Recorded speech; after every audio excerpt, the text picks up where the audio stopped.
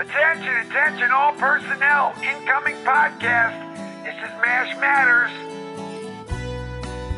Welcome to MASH Matters, the podcast celebrating the greatest television series of all time, MASH.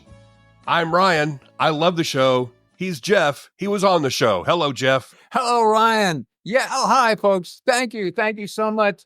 You know, we haven't had an audience for such a long time. It's so nice to welcome all of you people back. Thanks so much. And thanks Thank for you. all the gifts that you gave us and everything.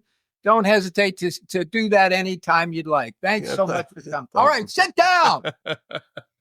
What a warm reception. Good grief. I mean, they love us here. Man. Well, hi, Ryan. Oh, boy, here we are. We're back. We're back. We are here with another episode of MASH Matters featuring comments and questions from you, the listeners. Oh, I thought it was me. Okay. No, the you, listeners. Jeff. I'm talking Yeah. now to the listeners. I understand. They're over here.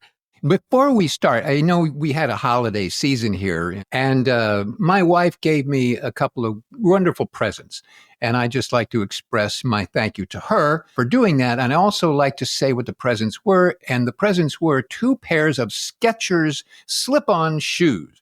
And I'd like to say that these are the greatest ideas since electric bulbs. You stick your foot in there, you just shove it in there, and it locks onto your foot. No laces. This is going to end the lace industry completely in America or around the world. These things are the greatest. You know, they're not a sponsor. No. If they wanted to be, Yeah. come on, Skechers. If the CEO of Skechers wants to send, myself and Ryan 32 pairs of these, please do. But it's not a commercial. I'm just telling you as an individual, go out, treat yourselves, folks. Get a pair of these Skechers things that you stick in. You don't have to tie anything. And this is a wonderful, wonderful, wonderful product. Thank you very much. We should send a bill to them for that. Please. You don't think I won't. Okay. But I mean it. I just love these shoes. I'm never going to buy a pair with got laces on them again. These are great shoes. Anyway, thank you. Well, I received a really cool gift in the mail from a good friend of mine. It was a printed out copy of an old email. This is from Monday, April 13th, 1998. It's actually an email that I sent to them. Hello, Private. Greetings from Radioland. I just wanted to drop you a note. Thank you for writing back so soon. We're going to try to set up a phone interview for the last week of April. I'm sorry we're not able to fly you in. I would love it personally. I've always wanted to try creamed weenies. I'm very much looking forward to reading your book. Talk to you soon. Ryan Patrick, New Country Z100. Wow. That right there was the email that I sent you once we had confirmation of our very first radio interview. You found it, you printed it off, you signed it, and you sent it to me. I did. I love it. I love it too. When I found it, I went, oh my gosh, look at that. How fun is that? Yeah. That was great. Yeah. I need to scan it and include it in the show notes, See, because this is like a historic document. It really is. This is like the founding document of our podcast. It really is. And when I saw it and I read it, I went, wait a minute, this is the real deal. This is the first, this is it. Yeah. This started the whole thing. Yeah. And then finally, you wouldn't leave me alone after all those years. You wrote, you called, you came by. I know. But I cherished it. I thought this is really lovely. No, this is great. Yeah. But I will say you really need to clean out your inbox. Yeah, I guess I do. Huh? Yeah, that is a relic from a bygone era. And all those emails from President Clinton too. I've got all those sticking in there too. That's all. Well, you might be subpoenaed for those. Yeah, Hang on to those. I will. All right, let's jump into this. All right. So last year, when we went on our hiatus, we were talking about names for MASH fans. We took a lot of listener suggestions for MASH fan names. Then we narrowed it down to 10 and we put a poll out there, a survey, and we had a lot of people respond to that survey. Again, this was many, many months ago. And we have some results from that survey, and we will announce those results at the end of this episode. Is there going to be a winner to this? Do they win a pair of Skechers? Or Well, is there's there something, maybe? They're not getting mine. I'm not giving mine. We have not selected a winner. What we'll do is we'll reveal what the most popular MASH fan names were, according to the survey. And then you and I can just pick our favorite from like the top 3. Okay. We said from the top, this is not going to be a democracy. We would have the final say, but we will discuss that at the end of this episode.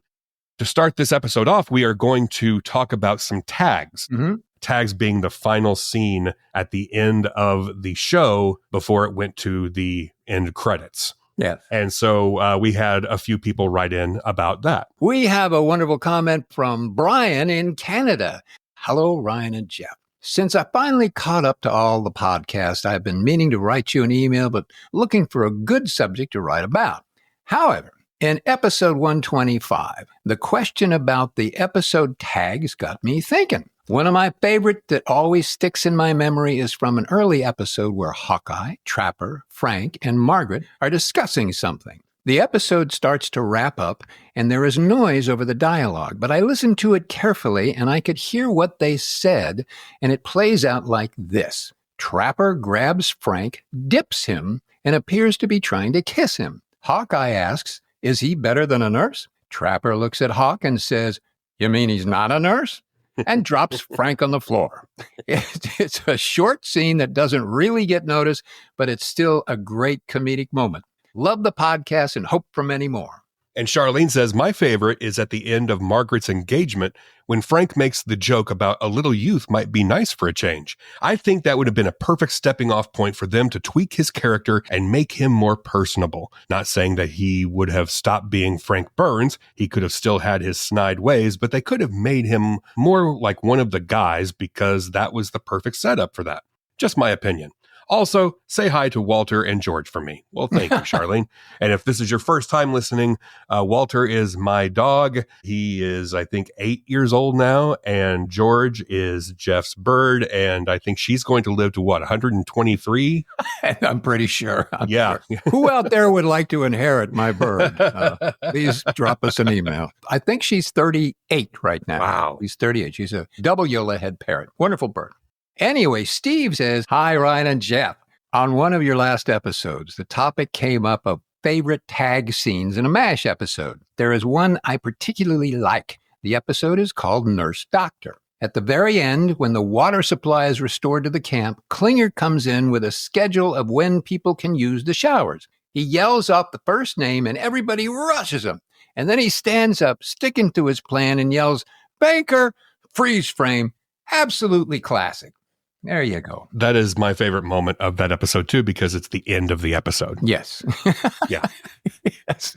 I agree. My tumultuous history with Nurse Doctor. Yes. Then the last episode we did here to return from our hiatus was the big season 8 recap. And in that, we discussed dreams.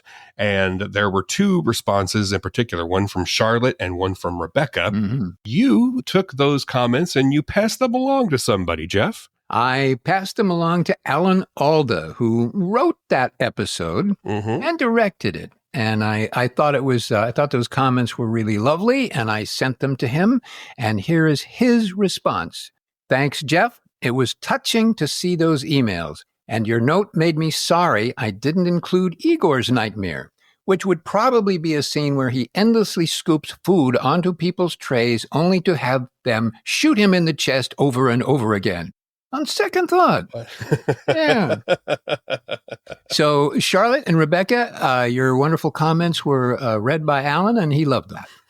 And he has a dream of shooting you in the chest over and over again. Yeah, it was a little disturbing, but okay. I'll let him. He's a very creative guy. You know, that email might be subpoenaed also. So hold on to that.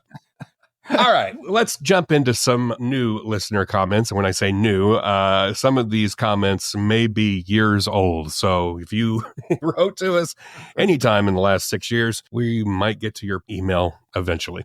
This one comes from Mike. It says, "Hi, Jeff and Ryan. In the episode Your Hit Parade, which is season 6, episode 19, Radar is charged with being a DJ and playing records for the camp over the PA during a particularly heavy flow of wounded. Colonel Potter requests Sentimental Journey 23 times, and BJ and Hawkeye ask him what his sentimental connection to the song might be. Potter proceeds to share a story from a dozen years ago about falling in love with Doris Day, the singer of the song, even though we only hear the instrumental version in the episode. While Sentimental Journey became a World War II standard, it wasn't released until 1944. And even with wacky MASH math, a dozen years later would place our intrepid heroes in Korea around 1956, 3 years after everyone supposedly went home. For a show so well written and presented, times and dates and seasons were never a strong suit. I know this is nitpicking for a show that lasted almost 4 times longer than the war it presented, but I think most true fans enjoy peeling away the anachronisms. With that, my address has been looked up, so feel free to stand at ease. That's funny. Oh, wow. Yeah. Just one of the many examples of anachronisms in MASH. And we will be, I think, in season 10 talking about A War for All Seasons, which is really one of my, if not my favorite episode from the series. But you cannot reason with the MASH timeline in that script. It does not make sense whatsoever. There was a lot of that in MASH. But to be fair, back then, these kinds of things were not obsessed over like they are now. Every little detail of a show nowadays impacts something seasons down the road. I'm thinking of a show like Breaking Bad, where one little insignificant thing in the first season may come back in the 8th season and be a major plot point.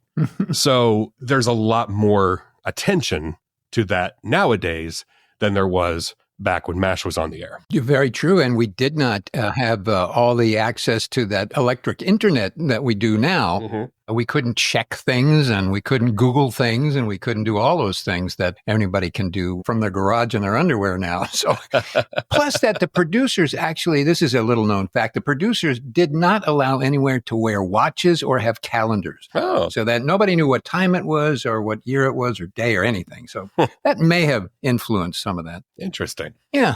And Michael says, good afternoon, Jeff and Ryan. So here's something kind of funny. Well, we'll be the judge of that, Michael. And interesting that I stumbled on. I'm 35, but was born 30 years too late. At work, I listen to old radio shows that have been converted into podcasts. That's when I'm not listening to MASH Matters, of course. Anyway, I love listening to Gunsmoke and yours truly, Johnny Dollar. One day I heard a familiar name, John McIntyre. So obviously I had to look him up. From the 50s into the 80s, he was a radio actor and later TV actor, mostly Westerns, including a few movies with Harry Morgan. He has nothing to do with MASH that I can find. However, he and even his wife, Jeanette Nolan, were both in a MASH spinoff called Trapper John M.D. I just found it funny that John McIntyre was in a show based on a character named John McIntyre. Neat coincidence, if nothing else, huh? It is. It is, kind of. And this little fact was brought to you by Skechers. Greatest shoe in the history of the world. Go out, get 4 or 5 pairs of these things. You'll love them. Derek writes, if this hasn't been asked, during the mud pit scene, was it done in one take? With all the mud, I think it would have been a pain to get all cleaned up for another take. It also looks like Jeff and Roy avoided the pit. So this is the big tug of war scene where everybody goes flying into the mud. It's true, you and Roy avoid going into the mud. But Jeff, do you recall, was that in one take? I don't recall. I'm sorry to say, I have no memory of that scene. Really? I really don't remember doing it. So when I see pictures of it, I see me there and I went, oh, wow, I was there. But I honestly don't remember that day. I remember a lot of other stuff, but that one, I don't know. I find that interesting just because it was not a regular shoot in that it wasn't in the camp. It was off, in another location because there was a big carnival that they were throwing to raise money for the orphanage. In fact, that was the episode where you are playing an instrument that I think we finally agreed that it was bread. It was later in that episode where everybody was a part of this big tug of war. And you and Roy, I think, are just about the only cast members who did not end up in the mud.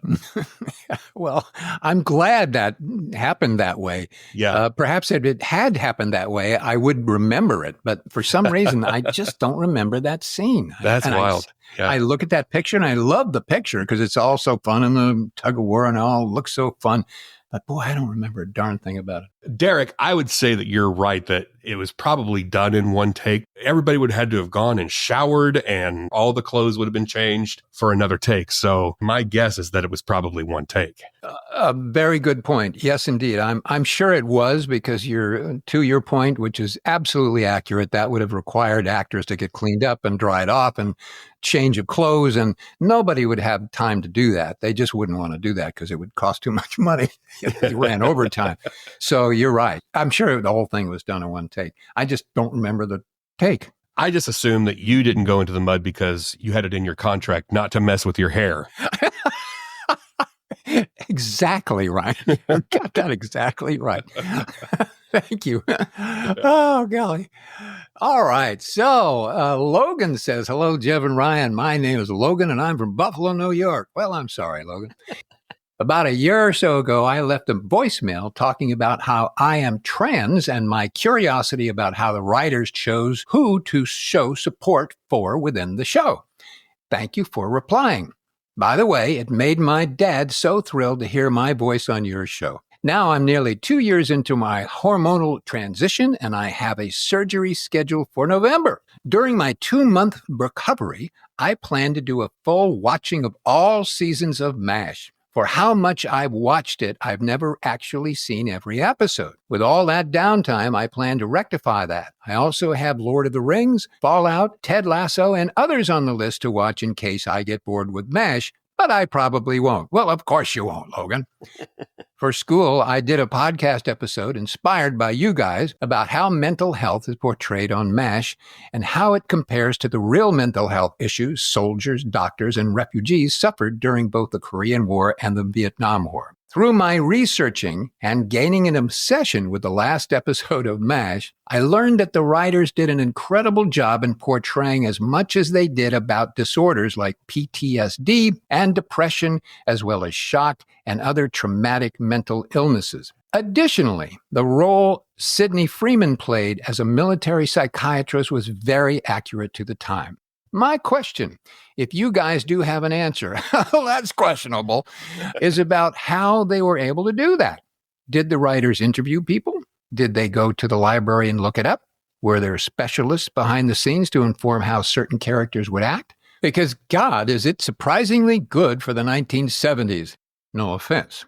Thank you both for your hard work and dedication to keeping MASH alive, because as you so accurately titled yourselves, it really does matter.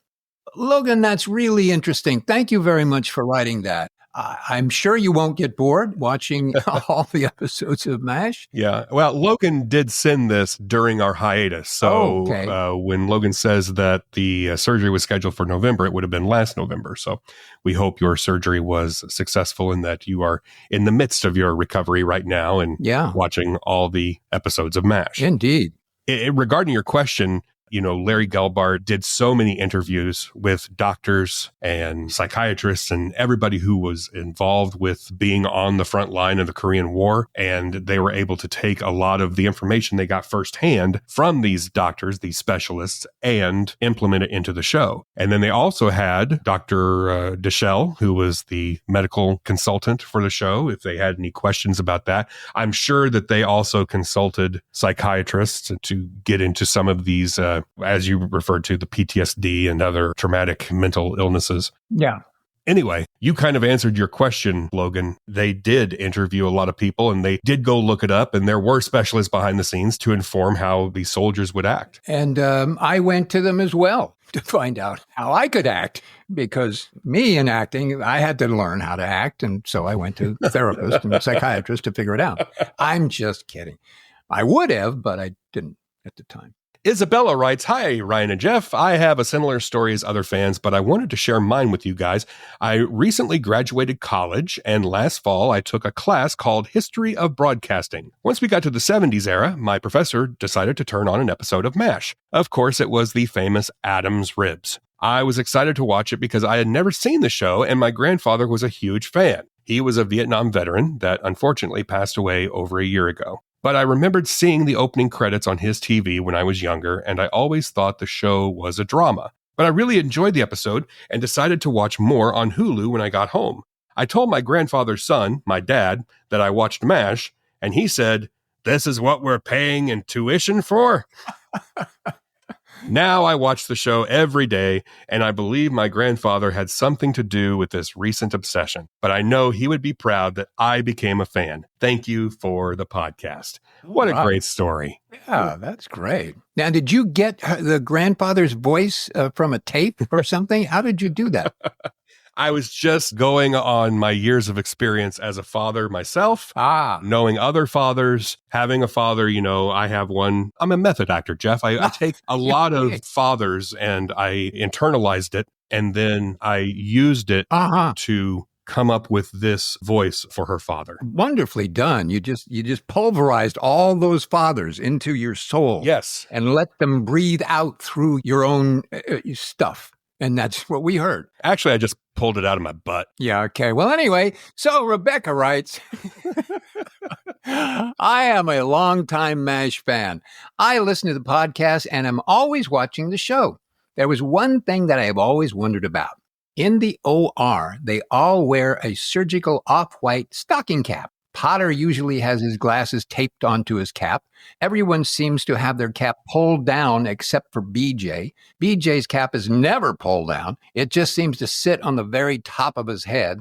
Is there a reason for this? Did the caps just not fit him? Well, Rebecca. Yes, Rebecca. We have an answer for you. Well, it's not our answer. No. But I sent an email to Mike Farrell. Aha! And I pass along Rebecca's question.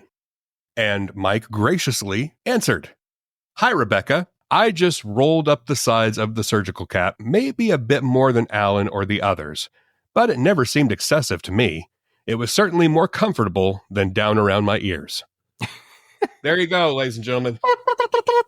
We have provided answers from both Alan Alda and Mike Farrell in this one episode. Yeah. This is incredible. I mean, give us a break. Oh, thank you, everybody. Thank you. Thank you. Perhaps we should just stop now. Thanks for listening. Good night. Let's just take another hiatus because I don't think we're going to be able to top this. Yeah. Well, that's great. Yeah. Because I would never have been able to answer that question. No. How did I know? I do notice it. I have noticed that everybody wears their hats a little bit different. Yeah. And BJ's was kind of like a beanie. I was thinking when I was looking at this, I was thinking that, the caps are pulled down because hair, you want to cover hair. Mm-hmm. And now they wear hair nets and surgical, caps that surgeons put on. But then they were wearing those things because it was cold. So they were probably pulling it all the way down just to make sure that hair didn't fall out and fall into the patient's open stomachs, I assume. I didn't want the hair going there. Right. Yeah, so that's why they pulled it down. BJ, he didn't care. Hair goes in. Who cares? What the heck? I respect that. For me, it's more about comfort than it is about appearance. Did he have the mustache at the time? Because the hair from the mustache might have fallen. He had the mask. He had the mask. Right. Mask. Covers what am I thinking? Right, of course. Moving on here, Brian says, hey guys, I saw the new merch and I love it, except one thing, the Toledo Gateway to Zanesville shirt. That shirt has made me crazy for years. I don't understand it. I have lived in Ohio for most of my life, and it makes almost no sense for Toledo to be a gateway to Zanesville. It's almost 200 miles away, and those cities seemingly have no connection to one another. What does that shirt mean? It's been driving me mad for years. That being said, I ordered the shirt. And he also sent along a photo of him wearing it at Tony Paco's in Toledo. This is a shirt in our merch store. If you go to mashmatters.com, you click on the store link, and that'll take you to our merch. And one of them is the shirt that Klinger wore that says Toledo Gateway to Zanesville. We recreated it, and he bought it, and he brought up a good point. I don't know what it means. I have no idea where that shirt came from. Obviously, Jamie was from Toledo. It may have been his own personal t-shirt for all we know, but I don't know what it means. And then a few weeks later, Brian sent another photo of him wearing the shirt in front of the Zanesville city limit sign. And he wrote, I checked. They don't know what the shirt means either. Well, nobody knows what the shirt means. And I don't remember the tug of war scene. So I think it's all fair. I think that makes it even. But if you are perplexed Interesting. as Brian is, you too can order your Toledo Gateway to Zanesville shirt at mashmatterspodcast.com. And we will put the pictures of Brian also in the show notes for this episode. I have a couple of ideas. One is I will reach out to Klinger. I will reach out to Jamie Farr and say, do you have any idea what this means? And we'll put that in wherever we put things like that. We'll find out. He may not even know, or he may not even remember it. I don't know. He may not. And in terms of merch, what if we just rip off Skechers and do our own Skechers kind of shoes? The MASH Skechers shoes. Or we have Skechers do their own, they could do a model for us, the MASH Matters Skechers shoes. This is big, ladies and gentlemen. I am so excited about this. Okay. The Toledo Gateway to Zanesville Skechers shoe. Oh, this is really good. This is really getting good. This is the collaboration that nobody expected or wanted. Yeah. And Terry, from wherever Terry is, says, hi, guys. Just watched the season 9 episode Letters, where Hawkeye gets a package of letters from his friend who's a teacher in Crabapple Cove. We've always heard that it's a really small town, and at the end of the episode, Hawkeye says there are only 400 people there. So you would think that Hawkeye would know everyone in the town. The letter from Ronnie Hawkins is about his brother Keith being injured, saved by the doctors, and then killed. Wouldn't Hawkeye know Ronnie and Keith Hawkins? Or at least the family? It always seems strange that he acted like he didn't know them at all. It would have worked better if it had been a friend of Peg's who was a teacher and had her students write letters. At least that way, all the kids would have been strangers to everyone at the 4077th. Thanks again for everything you guys do and for the best podcast out there. Well, thank you, Terry. It's a good point. Yeah. I had not considered that. I actually just watched that episode shortly before I read Terry's email. It makes a lot of sense. Although 400 people, that's a lot of people, though. But his father is a doctor also. Yeah. So with his father being a doctor and him being a doctor, you would think that, you would probably at least know of them. If you didn't know them personally, yes, you at least knew the family. Terry, you're right. We're going to straighten this out. Maybe Ronnie is just a lying little jerk. That could be. Yeah. Ronnie Hawkins about his brother Keith. Yeah. Ronnie could be full of it. Yeah, exactly. Kids. Yeah. All right. I hope that I pronounced this name correctly. Good luck. I did a little research. Good. Okay, on how to pronounce this. So let's see how good my Turkish is. Good. This is from Chilean Toxus. All right. Okay. I hope that's close to your actual name. Dear Jeff and Ryan, I am from Turkey. It is quite likely that you might be surprised to receive a message about MASH from Turkey. Yes, I am.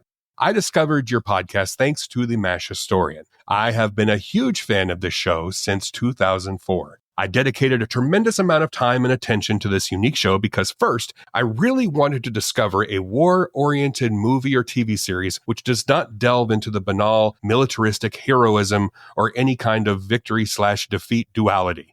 Second, I wanted to improve my English in a cohesive and long-running narrative. All of these things happened just before the YouTube era and just before my many online language learning platforms and applications.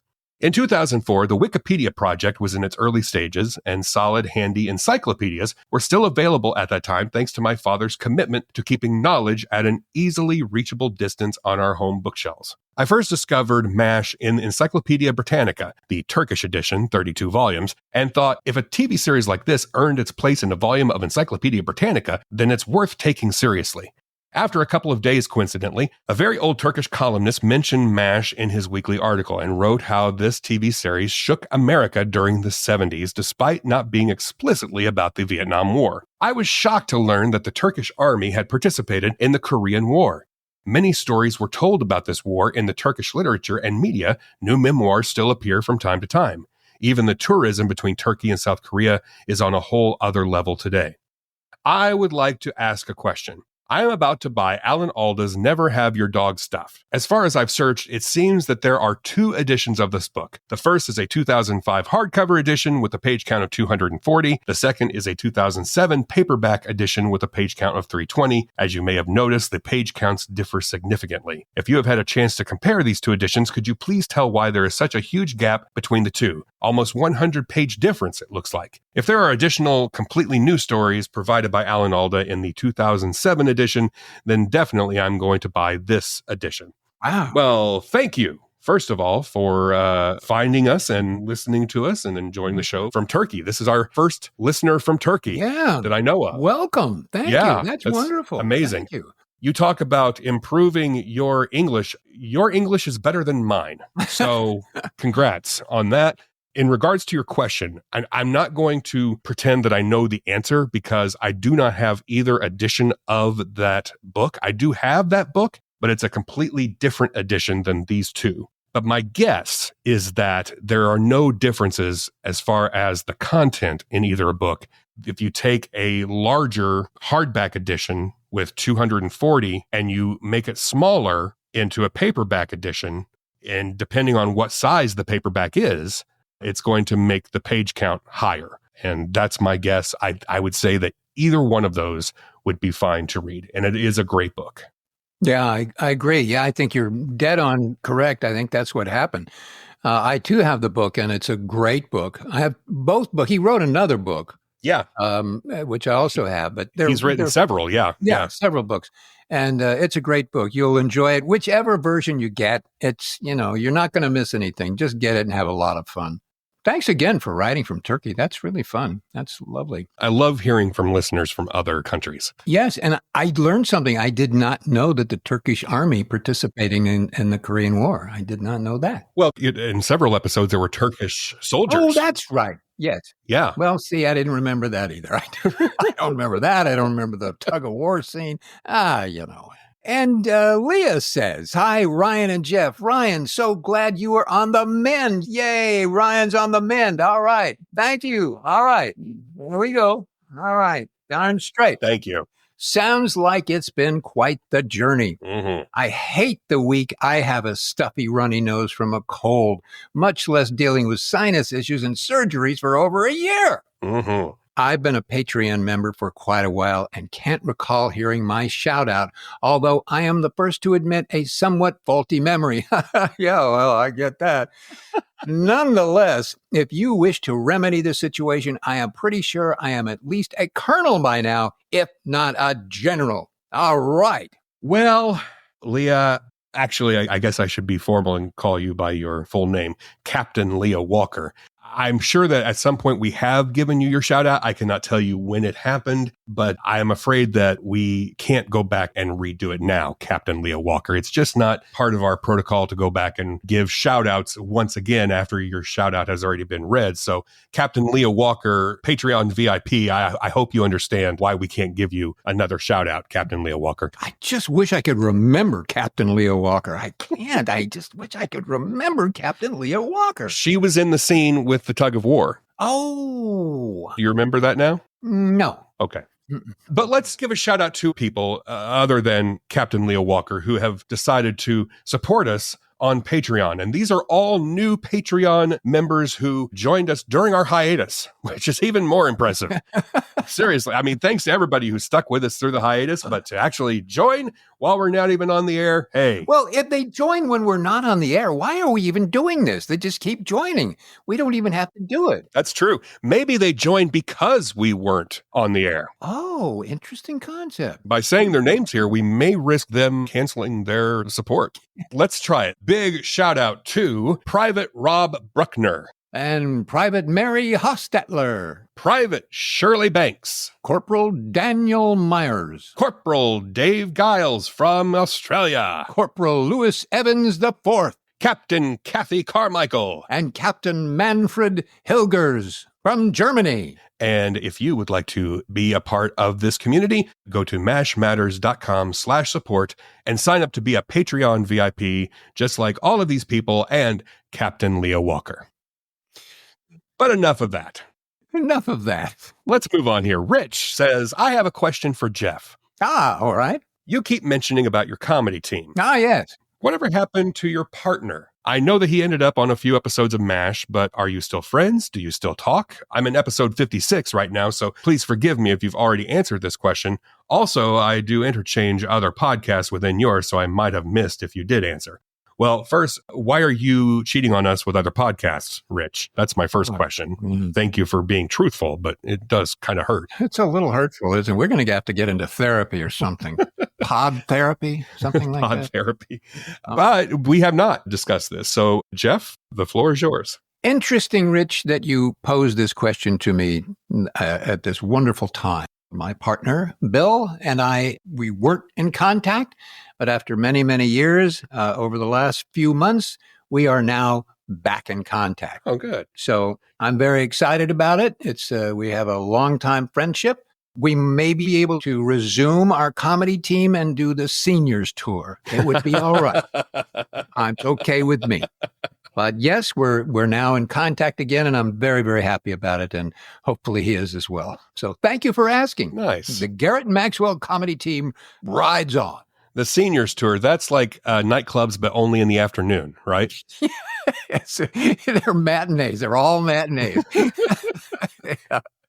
Oh, golly. Well, I'm glad to hear that. Thank you. Yeah, I am too. Yeah. And Jeff says, Jeff and Ryan, I love your podcast.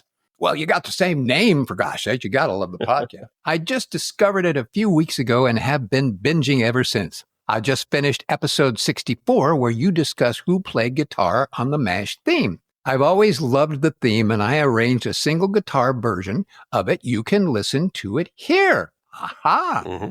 Anyway, thank you for such a fun, meaningful podcast. It's great to hear so many people share their love of a show that matters so much to me. I was in a band in high school. Every day after school, 2 of my bandmates would come over and we would watch MASH. The band is no longer, but the friends remain. I had dinner with both of them a few weeks ago, and they gave me a vintage MASH coffee mug. You guys are hilarious. Please keep it up. Thank you for all you do. Ah, Jeff, thank you very much. I can't wait to hear your guitar version of the theme. Well, you're going to hear a little sampling of it right now. I'm ready.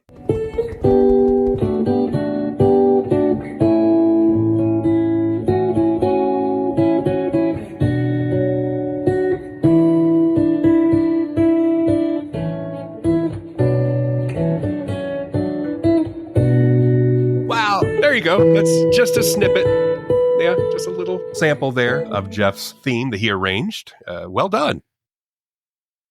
Very nice. Everybody loves it. Jeff. Yeah, the crowd's going wild. In fact, I've heard, I don't know if this is true or not, but there's rumors that Skechers wants to sponsor it. This is big. This is big, right? Yeah. This is bigger than both of us. We will put a link to the video of Jeff playing his version there, and you can find it in the show notes at this episode. This is episode 129 at mashmatters.com. Can't wait. And Gary writes, Dear Jeff and Ryan, I really enjoy listening to your podcast and figured that it was about time that I let you know why MASH has mattered to me all these years. In March of 1978, when I was 9 years old, my 8-year-old sister Tracy and our older brother Steve watched MASH before it was time to get ready to go to bed. Shortly after going to our respective bedrooms, I heard my sister making a strange moaning noise. Our father came rushing down the hall and gathered her up into his arms to see what was wrong. It was clear to me, even at that young age, that she was not responding and that the situation was dire. Our mother rushed her to the hospital emergency, where doctors determined that she had suffered a brain aneurysm and there was nothing that they could do for her. 2 days later, she was removed from life support and passed away peacefully. The last thing I ever did with my sister was watch MASH, and that is why it matters to me. Oh, my goodness gracious. Whew. Whew, doggies. Wow. We've heard so many stories about why this show has impacted people and continues to impact people. Mm-hmm. Every time I read a story, I think, well, we've heard this story before, but I've not heard that before. No. That one kind of took my breath away. Yeah. Gary, thank you for sharing that with us. There's no real easy way to transition out of that, but we're going to anyway, and wrap up this episode with the results from the MASH name survey. We put it out into the MASH universe to vote on your favorite of 10 choices. And just quickly, I'm going to go through all 10 choices. So we had Mashedonians, Swampies, the Creamed Weenies, Mashketeers, Ferret Facers, Mashaholics, Gin Swillers, Swamp Rats, Mashers, and Slide on the Icers. Those were the 10 that we asked you to choose from. You could vote for one and one alone. We had 776 people take this survey. We will now tell you which names are in the top 3. Coming in at number 3 with 125 votes, Mashaholics. And coming in at number 2 with 181 votes, Mashers. And the clear winner in this survey with 233 votes, Swamp Rats. Wow. The rest, the Creamed Weenies was 4th, Mashketeers 5th, Mashedonians 6th, Swampies 7th, Ferret Facers 8, Gin Swillers 9, and Slide on the Icers with 6 votes coming in at number 10. So, Jeff, we have Swamp Rats, Mashers, and Mashaholics. Do you have any thoughts on the top 3? Does one of these jump out at you more than others? Yes. I like Mashaholics. If I was going to do the top 3, I would say Mashaholics number 1, Swamp Rats number 2, and Mashers number 3. But I would also move Creamed Weenies up to number 2. Just saying. Why number 2? Let's just keep going. I don't want to be, presumptuous and say, why isn't it number 1? I'm just going to take my position. I'll be nice and everything. It's good. Okay. So your vote is for Mashaholics. Yes. I'm a little disappointed that Mashedonians didn't do better because that one I liked that one. But, hey, we have to listen to the people. I'm not a big fan of Mashers, to be honest. That was the number 2. I do like Mashaholics. I also like Swamp Rats.